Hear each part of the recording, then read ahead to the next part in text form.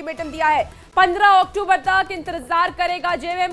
15 अक्टूबर तक हर हाल में फैसला चाहता है जेएमएम। तो 15 अक्टूबर के बाद जेएमएम बड़ा फैसला ले सकता है। फैसले के लिए पूरी तरीके से स्वतंत्र होगा जेएमएम। आपको बता दें कि झारखंड मुक्ति मोर्चा के केंद्रीय प्रवक्ता मनोज पांडे ने यह कहा है कि गठबंधन मजबूत रहे, इसलिए हम लोग अभी भी इंतजार कर रहे हैं, लेकिन अगर जल्द ही फैसला नहीं लिया गया तो हम कोई अपना स्टैंड ले सकते हैं, स्वतंत्र निर्णय ले सकते हैं। तो गठबंधन के लिए, सहयोगियों के लिए यह सलाह भी है और अल्टीमेटम भी है। बिहार चुनाव को लेकर के जेएमएम ने बड़ा अल्टीमेटम दे दिया है। देखिए, महागठबंधन में लगातार चिच जारी है, लगातार सीटों के बंटवारे को लेकर के मांग जारी है। अब जेएमएम ने भी ये कह दिया है कि उन्हें जितनी सीटें चाहिए उतनी सीटें अगर नहीं मिलती है तो हम अब अपना फैसला लेंगे। उन्होंने अल्टीमेटम महागठबंधन को दे दिया है। देखिए, हर तरफ इस वक्त नाराजगी देखी जा रही है। जेएमएम भी 12 सीटों की मांग कर रहा है और शुरू से ही वो कह रहा है कि 12 सीटें हमें चाहिए, लेकिन महागठबंधन में अभी भी सीट शेयरिंग का फॉर्मूला बनता हुआ नजर नहीं आ रहा और इसीलिए प्रेशर पॉलिटिक्स भी लगातार जारी है। अलग अलग पार्टियों की तरफ से प्रेशर बनाने की कोशिश की जा रही है। एक तरफ मुकेश सैनी की बात कर लें तो मुकेश सैनी भी नाराज नजर आ रहे हैं। उन्होंने भी कहा है कि हमें 40 सीट चाहिए। जेएमएम का कहना है कि उन्हें 12 सीट चाहिए। दूसरी तरफ कांग्रेस भी अपनी सीटों की मांग को लेकर के लगातार अड़ी हुई नजर आ रही है। आइडेंटिटी है, हम एक पार्टी हैं, हमारे लोग हैं, हमारा जनाधार है, हम इंडिया गठबंधन इंटैक्ट रहे, हमारी दिली इच्छा है इंडिया गठबंधन मजबूत हो, इसलिए ही अभी तक इंतज़ार किया जा रहा है। अगर आप इसका जल्द से जल्द फैसला नहीं लेंगे कि कौन सी सीटों पर हमें लड़ना है, तब तो फिर अपना स्वतंत्र निर्णय लेना होगा। जो हमारे सीट हैं जिन्हें हम लोगों ने चिन्हित कर रखा है, वहाँ हम एक तरफा घोषणा कर देंगे। तो ये सलाह भी है या अल्टीमेटम जो भी समझिए, लेकिन एक राजनीतिक दल होने के नाते हमारा कर्तव्य बनता है कि हम अपनी इंडिपेंडेंट आइडेंटिटी बनाए रखें। तो देखिए, वही कांग्रेस के प्रदेश मीडिया प्रभारी राकेश सिन्हा ने यह कहा है कि गठबंधन में अल्टीमेटम जैसा कुछ नहीं होता, सभी को एकजुट होकर के चुनाव लड़ना है और बीजेपी को हराना है। ये लगता है कि राजनीति में जब हम गठबंधन में बात करते हैं तो गठबंधन में किसी प्रकार का कोई अल्टीमेटम नहीं चलता है। गठबंधन का मतलब है मजबूती के साथ हम बिहार के 243 सीटों पे चुनाव लड़ने को तैयार खड़े हैं।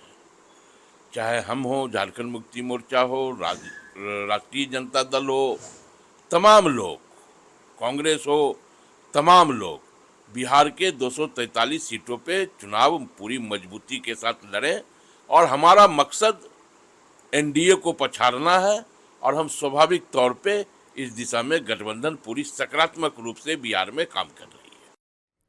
वही बीजेपी ने झामुमो के इस मांग पर यह कहा है कि झामुमो के नेता कटोरा लेकर के बिहार गए थे और उन्हें वहां दरकिनार कर दिया गया और फिर से ये सीट मांगने गए हैं, फिर भी इन्हें कुछ नहीं मिलने वाला है। इन्होंने झारखंडी अस्मिता को बेच दिया है। ये कटोरा लेकर तेजस्वी यादव के द्वार पे गए थे, बिना बुलाए ये दो यहाँ के वरीय नेता चले गए थे। इनको ना कोर कमेटी में रखा गया, ना बिहार के इलेक्शन कमेटी में रखा गया। वहाँ गठबंधन ने इनको सब जगह दरकिनार किया और अब यहाँ बैठकर झारखंड में ये शेखी बघाड़ रहे हैं, गीदड़ भभकी दे रहे हैं। साहब, अगर आप में इतने ही कुब्बत था लड़ने का तो क्यों कटोरा लेकर चले गए थे भीख मांगने के लिए कि बाबा 1 सीट दे दो, बाबा 2 सीट दे दो। और जब वो भी नहीं मिल रहा है तो अब अल्टीमेटम। तो झारखंड मुक्ति मोर्चा ने इस चुनाव में दिखा दिया है कि झारखंडी अस्मिता उनके लिए कोई मायने नहीं रखती है, वो बिहार में बेच आएंगे। जो भी पार्टी गठबंधन धर्म की बात कर रही है, गठबंधन धर्म निभाना राष्ट्रीय जनता दल बखूबी जानती है। धैर्य रखना चाहिए, उन्हें भी सामान्य तरीके से सम्मानजनक सीट बिहार में मिलेगा, क्योंकि राष्ट्रीय जनता दल झारखंड में काफ़ी धैर्य पूर्वक काम किया और जो सीट मिला हम लोग यहाँ चुनाव लड़ने का काम किया और जीतने का भी काम किया। इसलिए बिहार में भारतीय जनता पार्टी को समाप्त करना है, उसे सत्ता से हटाना है। इसलिए सभी गठबंधन धर्म के नेताओं को पेशेंस रखना चाहिए, धैर्य रखना चाहिए। देखिए, आरजेडी ने ये कहा है कि आरजेडी गठबंधन धर्म पालन करना जानती है और झामुमो धैर्य रखे। इसके साथ ही आपको बता दें कि अब आपको ये बताते हैं कि बिहार चुनाव में जेएमएम की मांग क्या क्या है।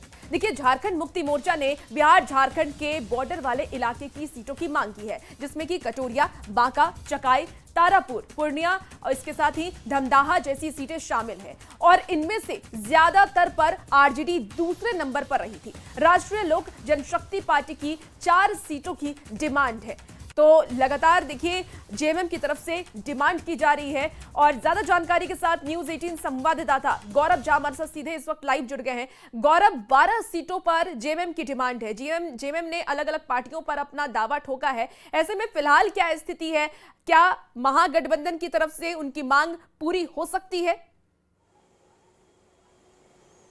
बिल्कुल, हम आपको बता दें कि लगातार झारखंड मुक्ति मोर्चा ये मांग जरूर कर रही है कि 12 सीट उन्हें दिए जाएं, लेकिन जो अंदर खाने चर्चा है वो कही जा रही है कि 2 सीटें झारखंड मुक्ति मोर्चा को गठबंधन की ओर से दी जा सकती है, जिनमें से बांका जिला का सीट शामिल है, यानी एसटी रिजर्व जो सीट है वो उन्हें मिल सकता है। लेकिन सवाल ये होता है कि जब 12 सीट मांग की गई है तो 2 पर आखिर झारखंड मुक्ति मोर्चा कैसे मैनेज करेगी? अगर हम इस प्रेशर पॉलिटिक्स की बात करें और आप झारखंड के विधानसभा चुनाव को देखेंगे तो उस वक्त भी आपको पता चलेगा कि राजद और झारखंड मुक्ति मोर्चा के बीच लंबी खींचतान चली थी। यहां यानी झारखंड के विधानसभा चुनाव में राजद जहां 22 सीट मांग रही थी, उन्हें सिर्फ 6 सीट दिए गए थे। तो अब उसी तरीके का फॉर्मूला बिहार में अपनाया जा रहा है। जब झारखंड मुक्ति मोर्चा 12 सीटों की मांग कर रही है तो उन्हें 1 से 2 सीटें देने की बात सामने आ रही है। अब जिन सीटों पर झारखंड मुक्ति मोर्चा अपना दावेदारी कर रही है, उन सीटों की बात करें तो वो बिहार का बॉर्डरिंग का इलाका है। झारखंड मुक्ति मोर्चा ये कहती है कि बिहार के बॉर्डरिंग के इलाके में हमारा भी वर्चस्व है और झारखंड मुक्ति मोर्चा तो यहां तक कहती है कि अगर हमारे नेता चुनाव प्रचार में बिहार नहीं जाएंगे तो वहां गठबंधन को इसका नुकसान भी हो सकता है। अच्छा गौरव, ये भी समझना चाहूंगी आपसे, ये भी समझना चाहूंगी क्योंकि जेएमएम की तरफ से अल्टीमेटम दे दिया गया 15 से पहले तक आप सीटों का ऐलान करें, हमें जितनी सीटें चाहिए उतनी सीटें दें, नहीं तो हम अलग से चुनाव लड़ेंगे। अगर जेएमएम अलग से चुनाव लड़ती है तो इसका कितना नुकसान आरजेडी को हो सकता है?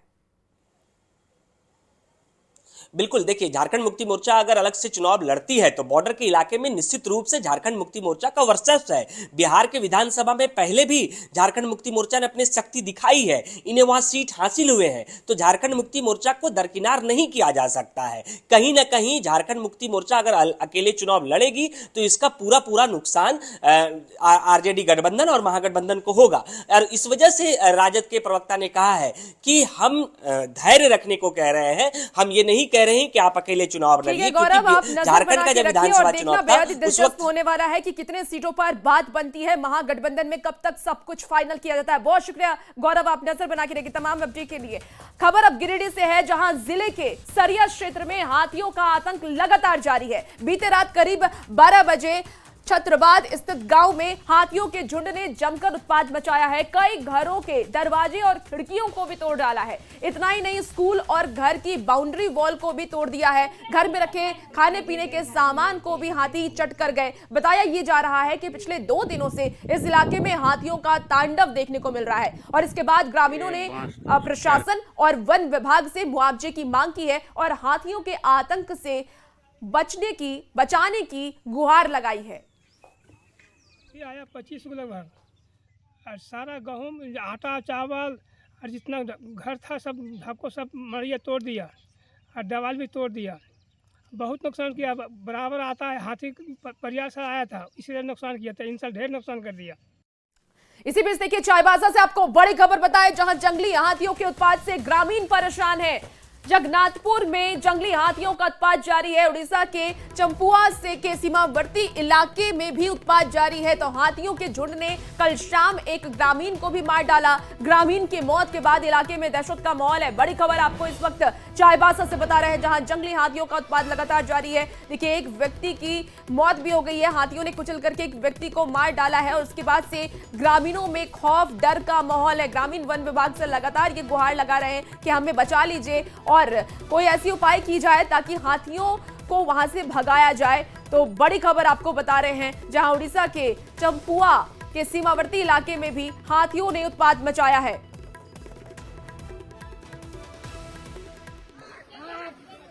अब चाईबासा के सारंडा जंगल में घायल हथनी को ट्रेकुलाइज कर जख्मी पैर का ऑपरेशन किया गया।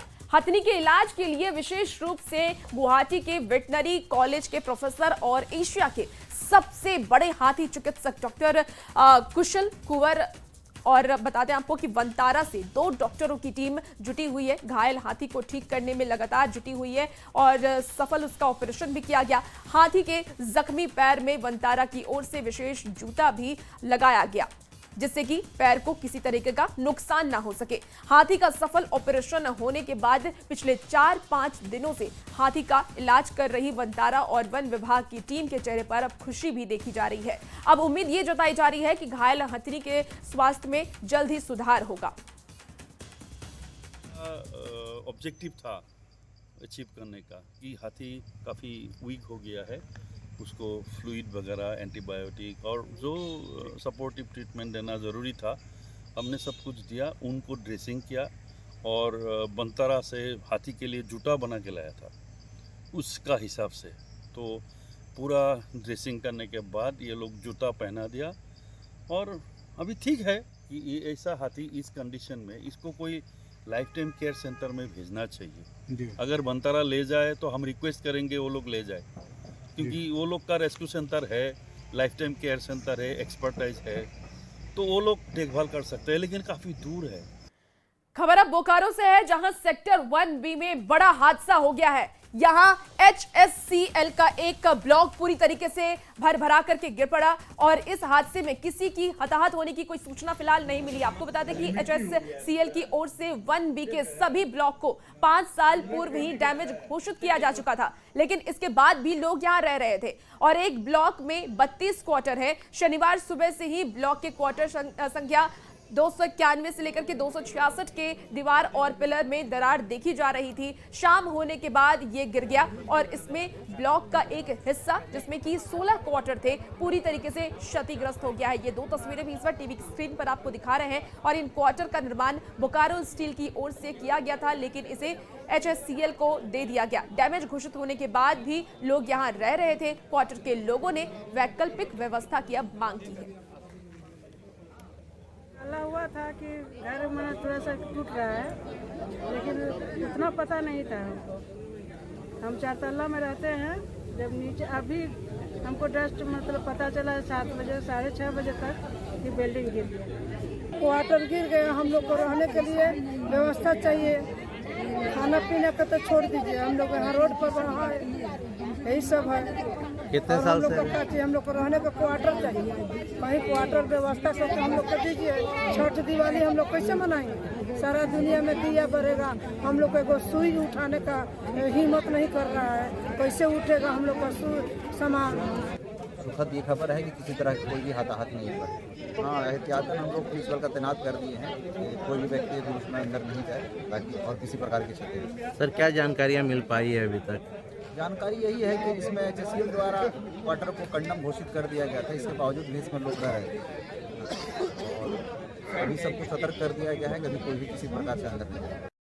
और घटना के बाद मौके पर पहुंचे बीजेपी सांसद ढुलू महतो ने प्रबंधन पर लापरवाही का आरोप लगाया है। उन्होंने कहा कि स्थानीय लोगों की जानकारी देने के बाद भी प्रबंधन ने इस पर ध्यान नहीं दिया।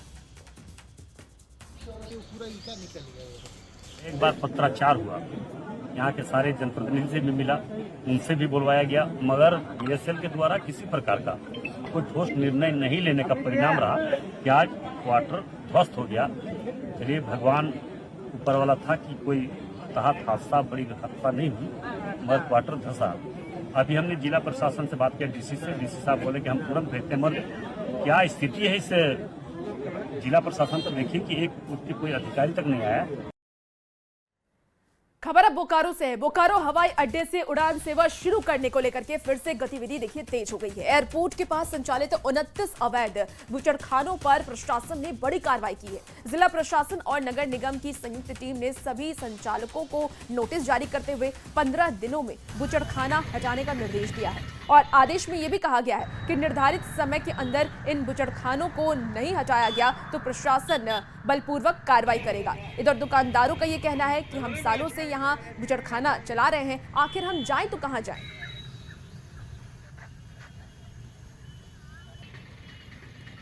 अगली खबर आपको रामगढ़ से बताते हैं, जहां डीएवी स्कूल के बच्चों ने रन फॉर फन के तहत मैराथन में हिस्सा लिया है। यह मैराथन रामगढ़ पतरातू 4 लेन पर आयोजित किया गया। 2 किलोमीटर के इस मैराथन में 250 खिलाड़ियों ने हिस्सा लिया, जिसे सीसीएल के अधिकारी अजय कुमार ने हरी झंडी दिखाकर रवाना किया। देखिए, मैराथन के जरिए फिट इंडिया का संदेश भी दिया गया, जिसमें यूनिटी की प्रदर्शन हो, जिसमें कंट्री की डेवलपमेंट की प्रदर्शन हो, जिसमें टैलेंट दिखे, बच्चों की फिटनेस दिखे, जो हम आजकल बात करते हैं फिट इंडिया। तो डीएवी का बहुत बड़ा योगदान इसमें रहा है शुरू से और आज भी है। तो आज हमारे बच्चों ने रन फॉर फन किया है। 2 किलोमीटर बच्चे दौड़े हैं और आप देख सकते हैं ऑलमोस्ट 250-300 बच्चों ने पार्टिसिपेट किया, पेरेंट्स थे। तो ये काफ़ी आनंदपूर्वक इवेंट रहा है। वहीं रांची के मोरहाबादी मैदान में भी आज हर घर स्वदेशी के नारे के साथ मैराथन का आयोजन किया गया। इस मैराथन में हजारों की संख्या में युवा शामिल हुए। कार्यक्रम में मुख्य अतिथि के तौर पर झारखंड के राज्यपाल संतोष गंगवार और रिटायर्ड कर्नल वीएन थापा मौजूद रहे। कार्यक्रम शुरू होने से पहले ही सभी को स्वदेशी अपनाने की शपथ दिलाई गई। आदरणीय प्रधानमंत्री जी देश में स्वदेशी की भावना बढ़े, इसके लिए हर समय सक्रिय रहते हैं और ये मैराथन इसी बात का प्रतीक है कि हम देश के अंदर स्वदेशी भाव को अपनाएं और इसको आगे बढ़ावा देने का काम करें। मैं इससे पहले मऊ में गया था इसी फंक्शन के लिए, लेकिन यहाँ का जोश देख के मैं बहुत चक्का रह गया हूँ, क्योंकि ये शहर ऐसा है, जोशीले लोगों का शहर है और चाहे वो किसी भी फील्ड में हो, इसलिए यहाँ पे जोश जो है मेरे को दिखा, ऐसा जो पहले कभी नहीं देखा। स्कूल, कॉलेज, विभिन्न संस्थाओं के लोग, धार्मिक संस्था, व्यापारिक संस्था, 25,000 लोग 5.5 किलोमीटर तक स्वदेशी मैराथन में भाग लिए। मैं खुद 5.5 किलोमीटर दौड़ के आया हूँ। इसी बीच देखिए, चाईबासा से बड़ी खबर आ रही है, जहां सारंडा क्षेत्र में नक्सलियों का तांडव देखने को मिला है। नक्सलियों ने मोबाइल टावर को फूंक दिया है। जोराईकेला थाना के कोलबोंगा गांव में टावर फूंका गया है। बड़ी खबर आपको बता रहे चाईबासा से इस वक्त, जहां नक्सलियों का तांडव एक बार फिर से देखने को मिला। सारंडा क्षेत्र में नक्सलियों का तांडव देखने को मिला है। नक्सलियों ने मोबाइल टावर को फूंक दिया है।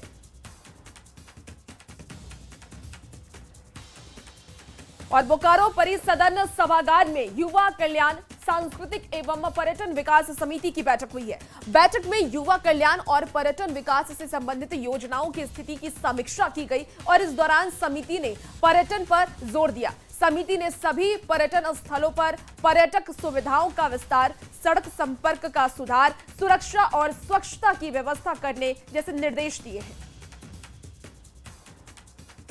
पर्यटन के पर ज़्यादा फोकस था कि इस जिला में पर्यटन किस तरह से अच्छा उसको आगे बढ़ा सके और पर्यटन स्थल को विधि व्यवस्था और सुंदरता जो हमारे राज्य के ही नहीं बाहर से भी लोग वहाँ पर आनंद ले सके। पर्यटन स्थल खास करके हम लोग पर्यटन स्थल में खूबसूरती, अभी त्यौहार आ रहा है तो हम लोग उस विभाग में हम लोग समीक्षा के दौरान ये देखे कि वहाँ इतना खूबसूरती बढ़ाया जाए, पहले से जो कार्य चल रहा है वो पूरा हुआ कि नहीं और किन कारणों से ये कार्य रुका हुआ है।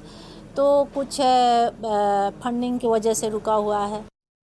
देखिए, जमशेदपुर में महिलाओं को आत्मनिर्भर बनाने के लिए खास पहल की गई, जहां चैम्बर ऑफ कॉमर्स और इंडस्ट्री ने दिवाली मेले का आयोजन किया और जिले के सांसद विद्युत वरण महतो और विधायक पूर्णिमा साहू ने संयुक्त रूप से फीता काटकर इसका उद्घाटन किया। प्रधानमंत्री नरेंद्र मोदी के लोकल फॉर वोकल के सपने को बल देने के साथ ही महिलाओं को आत्मनिर्भर बनाने के उद्देश्य से मेले का आयोजन किया गया। मेले में महिलाओं के बनाए गए सामान की प्रदर्शनी लगाई गई, एग्जीबिशन लगाया गया, जिसके माध्यम से महिलाएं आत्मनिर्भर और सशक्त बन सके। दिवाली ट्रेड फेयर का आयोजन किए हैं और इसका मुख्य उद्देश्य होता है महिला सशक्तिकरण को बढ़ावा देना और लोकल फॉर वोकल, जो प्रधानमंत्री का भी संदेश है कि जो लोकल प्रोडक्ट है उसको हम लोग ज़्यादा से ज़्यादा बढ़ावा दें। हर साल लगाते हैं और आप देखे होंगे पूरा माहौल जो है वोकल फॉर लोकल जो है पूरा वस्तु यहाँ पर रखा हुआ है, इसमें एक भी बाहर का नहीं है, ना चाइना, ना जापान, ना जर्मन, सब स्वदेशी है। और देश के जैसे प्रधानमंत्री जी ने आह्वान किया सभी महिला बहन को लोगों को भाई हम लोग स्वदेशी उपयोग करें और जो भी प्रोडक्ट करें स्वदेशी करें। आप देखिए और फिलहाल देखिए इस